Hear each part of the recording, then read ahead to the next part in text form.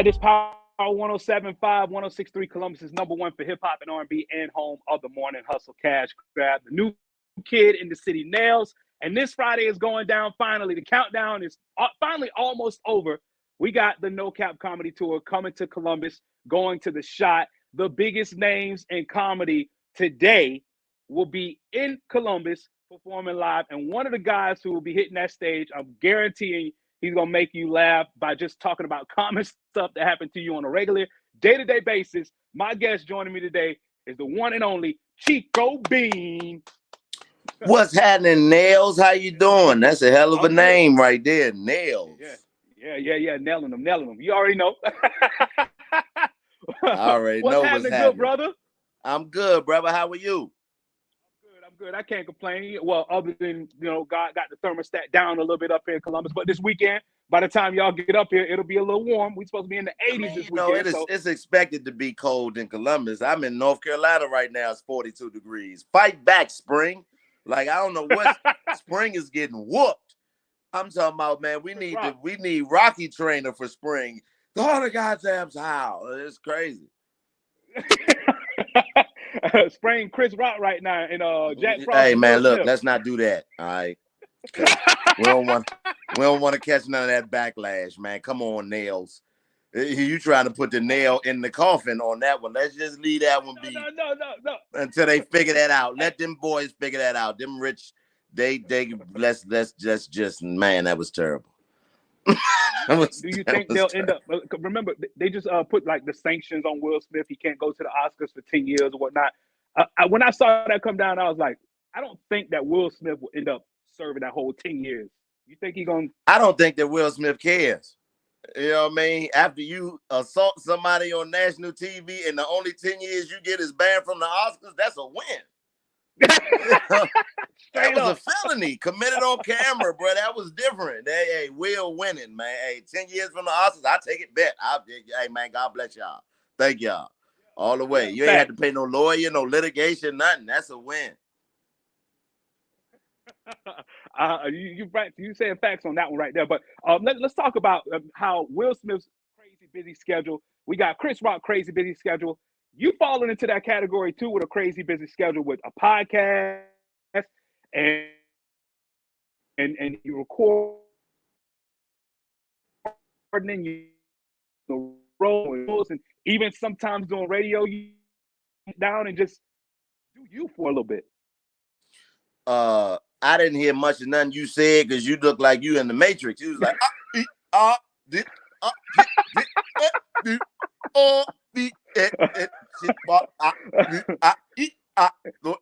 so one more time. The weather. Yeah, but I was asking how you get all this. You got all this stuff going on. How do you find time to just do you for a little bit? I mean, the thing about what I do for a living is that I love what I do for a living. So it's not necessarily like what you would consider most people go through with, maybe 9-to-5 jobs or jobs that are a lot more taxing on your personal peace of mind. Like, that's not the case. Like, it's just physical tiredness is really the biggest thing to deal with just from moving so much. But as far as the love of what I do, I never really need to take too much time to just let me just unwind because I actually love my work. So it's a little bit easier to adjust to the schedule when you love what you're doing. Now, mind you, most of the sleep I get is on airplanes, and I do enjoy getting to come home and be in my environment like I am now. But for the most part, it's not a big deal for me because I love what I do, and that's why I encourage a lot of people, man, find what you love to do, not just something that you're passionate about, because you can be passionate about something you don't have a love of doing. So if you can find a passion that you love, then you'll never work a day in your life. I really believe that. Amen to that. And you did the our morning show, the Morning Hustle, a couple months back. Did you find anything about that challenge, and that was different from your podcast? And did you find anything challenging from that? Getting up in the morning was an adjustment because my day don't usually start till after Price is Right go off. I don't wake up till 3-4 o'clock in the afternoon. So to have to wake up early was the biggest challenge. But I went to school for radio television, And I did it in school the whole time I was in school. So I have what I like to call radio etiquette. Like I understand the process. I understand how it goes. Plus I work in environments where I know how to be able to, you know, kind of be a point guard in the middle and not over talk and overstep and be blended very well with other personalities. So it was fun. But the best part about it was actually being able to see that I can do it. You know, it's one thing to think you can do something, but then when you get put into it with the people who do it every day and realize you fit in very well and effortlessly, it lets me know, it made me feel good to know that I can still operate within that space of radio. And it was fun. It was a beautiful experience. And shout out to the Morning Hustle, man. And they doing their thing. Head cracking L'Oreal. You already know what it is. Make sure y'all tuned in up there if you're not. Yeah. Chico Bean on right now with your man Nailz on Power 107.5, 106.3. You talked about your college experience. It's an HBCU experience. I always try and tell people, I mean, you went to you went to an HBCU. I went to an HBCU for undergrad. And it's which one you that, go like, to tell, I went to Bethune-Cookman out in Daytona Beach. Oh, you went to Bethune in Florida. All right, that's what's happening. Yeah. So it's just something like when people ask you about your HBCU experience and stuff, like I always tell people, you had to be there. It's something you just can't explain it. Like it's just a different type of environment, a different type of love that you feel on the campus from your professors, a different type of chastising too that you get from your professors and financial aid and stuff too. Do you feel like your HBCU experience the success right now? You said, do I feel like it was a success? Do you feel like your HBCU experience primed you for the success that you're having right now? Most definitely. Because you know, HBCUs to me is like it's like the best way to explain it is versus going to a PWI where you just a number. Like when you go to a HBCU, you're a part of a family structure. You know what I mean? And a lot of times people, you know, I got friends and family that went to big institutions, and what they end up doing is just forming their own HBCU within the space of the PWI that they go to. Yeah. So that's what they end up doing. They just end up making their own little small HBCU within the big school. So for me, it was good that I came to a HBCU because the environment that I came from in DC, I had no idea what college was for real. They didn't talk to us about it. So getting down there and being amongst people who, one, came from my environment and two, came from similar environments as I came from, they were able to usher me into the culture of what it was. But it was so easy to adjust to because it's our culture. It's things that we grew up doing, and then professors understand us, and the all the way down to the administration, the people who work in the cafeteria. Like you have relationships with these people because you share the commonality of being Black people. And in an educational environment that's conducive. And that also can be bad if you fall off because it's so easy to find your way into doing stuff that you never was able to do when you were home. But I didn't have that problem because I jumped off the porch real early. So a lot of the partying and the social stuff wasn't really affecting me because I did a lot of that when I was home. So I was able to focus and get what I needed to get out of the experience. And that definitely grew me for now, because a lot of the things that people expect me to do now because I'm a celebrity, I don't do none of that. I don't go to the club. I don't drink, and none of that stuff. Not that I see anything wrong with it, because it's not. It's just I've been able to understand what's for me and be able to stay steadfast on that path, and that helps me not get caught up in what's for everybody else. And HBCU really prepared me for that mentality all the way, because there's so much going on at that when you're in school. You know how it is. It's parties, it's this, it's that, it's this, and this group and that group, and them girls and them girls and them girls and this. And that's, we right up the road from A&T and Central, and we can go up there and see what they got going on. And, it's just a whole bunch that'll keep you, unfocused. So to be able to navigate that definitely prepared me for the world that I'm in now. And it was a culture shock for me because I went to a HBCU for undergrad, then went to a PWI for grad school. And it was just a big culture shock. We had an HBCU within the HBCU, like you explained, the Black Student Union and everything. But being at an HBCU too, and then the crazy part, it'd be so many people, it'd be damn near the size of a real HBCU within that. Facts, yep. Like you should have just went to Bethune again. I don't know what you was tripping off.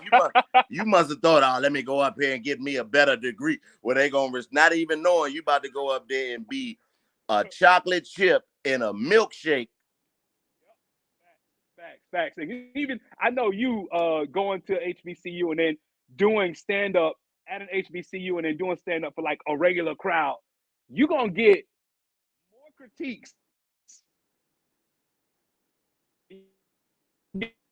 Hold up. You was in the mix, boy. Y'all must got that AOL dial up at that station. Y'all gotta have AOL dial up internet, boy, because you are in the matrix. There you go. We back now. Now go ahead. One more time. Now I was saying, like, when you're doing a show for an HBCU and you're doing a regular show for a mixed crowd or whatever, which one do you feel more nervous for? I get nervous every time I walk on stage. It doesn't matter who I'm performing for. To me, that is a sign that I still have things to accomplish and goals to reach. I figure the day I'm about to walk on stage and I don't get nervous, that means I have accomplished everything that there is for me to accomplish in this game. And that means that it's time for me to move on to do something else. So it doesn't matter whether it's 3 people or 50,000 people, which I've done shows for both those size crowds. And, you know what I mean, I still get nervous because I still have the same passion that I have for this game and this art craft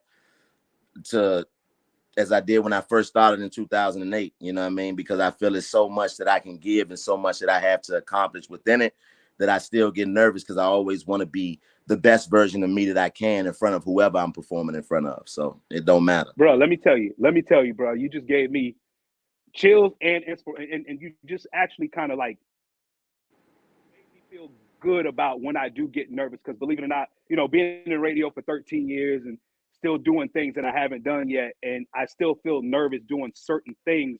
You just gave me what you just said in that 30 seconds. You just gave me basically like, yo, it's okay. It's okay. Oh, it's definitely You're okay. Not in the wrong. Yeah. Damn. No, not at all. That felt good. It's to me, not to get nervous means that you have mastered everything that there can be mastered within whatever space you in. And that's possible to reach.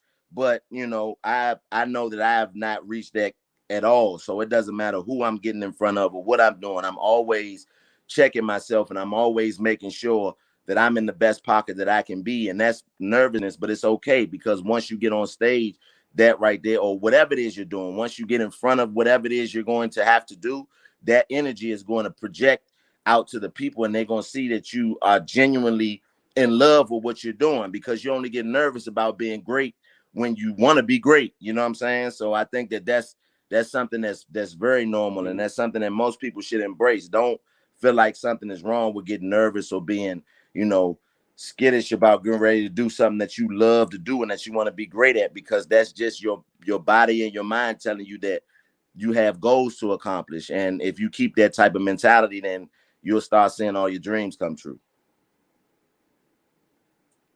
Damn, that's a good feeling right there. Good feeling to hear that, man. This Friday, my dog will be in town at the Shot with the No Cap Comedy Tour. How did y'all end up figuring out who y'all wanted to bring on this tour with you, man? I ain't had nothing to do with that. You got to ask the promoter. I don't want to take no credit for that. Oh, I ain't had nothing to do with it. They called me. I was like, let's do it. I don't know. We ain't in control of this one. This one is a funky fresh production. I don't have nothing to do with that part, but I know that the lineup is, for those who probably did have a hand, and I'm not sure, don't quote me on this, but I believe D-Ray had a big hand in putting the lineup together, and that just comes from his expertise of being not only a comedian, but one of the greatest comedy promoters. A lot of people don't know that about D-Ray. D-Ray is one of the greatest comedy promoters ever. Like what he did in Chicago for himself and promoting shows and putting lineups together, that's something that Slim has been doing for very long time in this game. So I think that his vision kind of saw what the lineup would be and putting it together. And I'm just glad that I'm one of the people that he saw fit to put on the show because it's been a beautiful run thus far. And we definitely can't wait to get to Columbus. A lot of people don't know about Columbus, but I know about Columbus. And they, that ain't just where Lil Bow Wow from. I'm tell you that now.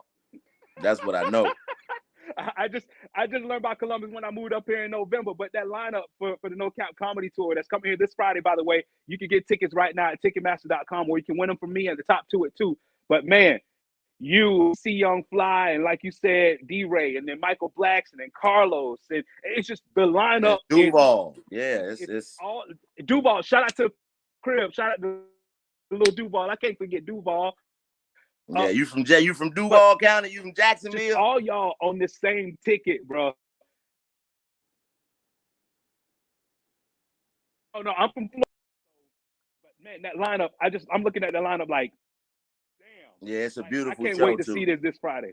And we got my man Black Ron on the show too. My man Black Ron is very, very funny. A lot of people might not be familiar with him yet, but once you see him, you ain't gonna never forget him, man. Very, very hilarious dude, man. So the whole show from top to bottom is a quality show. You ain't gonna see no show like this, you know, as far as stand up nowhere, man. It's just the best ticket you can get. And you know, if we come through and we do what we supposed to do, maybe we could bring enough revenue through Columbus to where we can get y'all some Wi-Fi in the radio station, because somebody gotta hang the phone up in there. Somebody gotta hang up the phone. You can't be on AOL and on the phone at the same time. Tell somebody to hang the phone up so we can have clear connection. I'm gonna send a ticket up to digital to make it happen. Hey, appreciate you so much for taking some time out of your day to chat with me, bro. I will see you Friday. When I pull up on you, I'm gonna grip you up. You know what I mean? Oh, and all the have way. a good Pause. show Friday. But I got you. That was real. Yeah, pause. You gotta explain what Major. that means these days. Yeah. When I walk up on you, I'm gonna grip you up.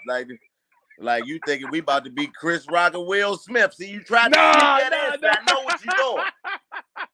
I know what you're doing. You can't trick me, bro. I'm with you. I'm with you. Hey, Chico Bean, appreciate you so much, bro. No problem, brother. Much love to you, man. And I see you this weekend, brother. Yes, sir. 06. Yes, sir.